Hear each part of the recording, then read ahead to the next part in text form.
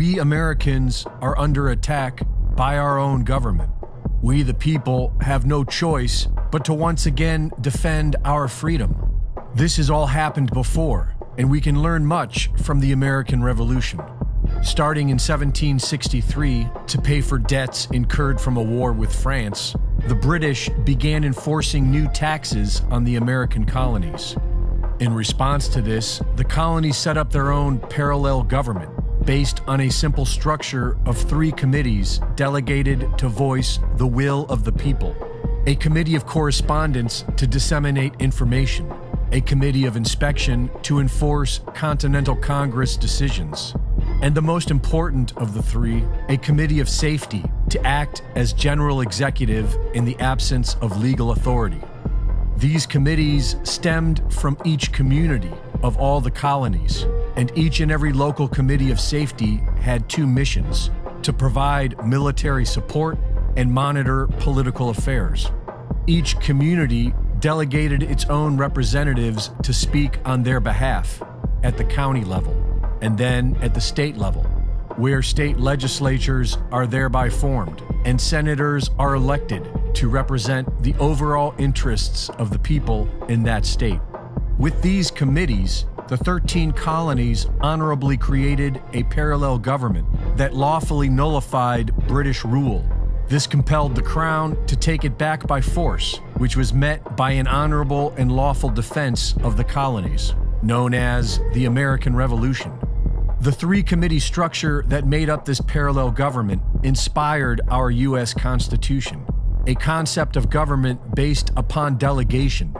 Individuals were not elected to rule. Their only purpose was to facilitate and implement the will of the people.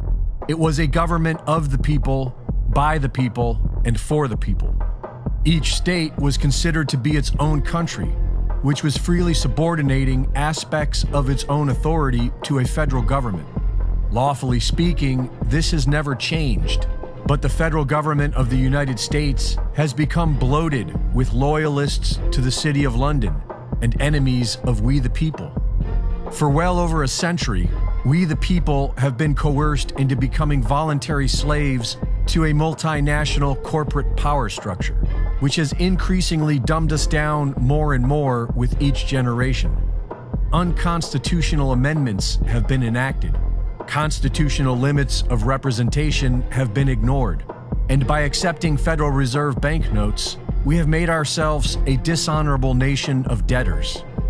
By continually contracting with the corporate U.S. being operated out of the Washington, D.C. city-state, Americans are perpetually surrendering their constitutional sovereignty in return for corporate benefits.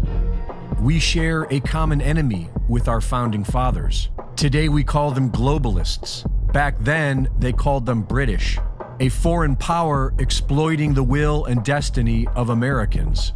And back then, their remedy was the Committee of Safety. This is happening again today. Communities are forming their own committees of safety. An excellent example is Santa Rosa County, Florida, where the Recall Florida movement sprang from, which seeks to empower the citizens of Florida with the ability to recall county commissioners for corruption, malfeasance, and neglect of duty. The county sheriff is charged with upholding the supreme law of the Constitution, and with your county government in line with your county sheriff, citizens of that county will have the lawful parallel government they need to liberate themselves from contracts made with the corporate U.S., because the powers held by the sheriff supersede those of any government official when in the jurisdiction of that county.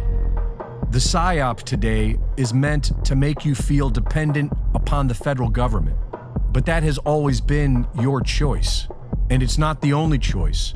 You can contact your local sheriff and ask him about his oath to uphold the Constitution. You can form committees of safety, and you can lawfully purge your local government of corruption.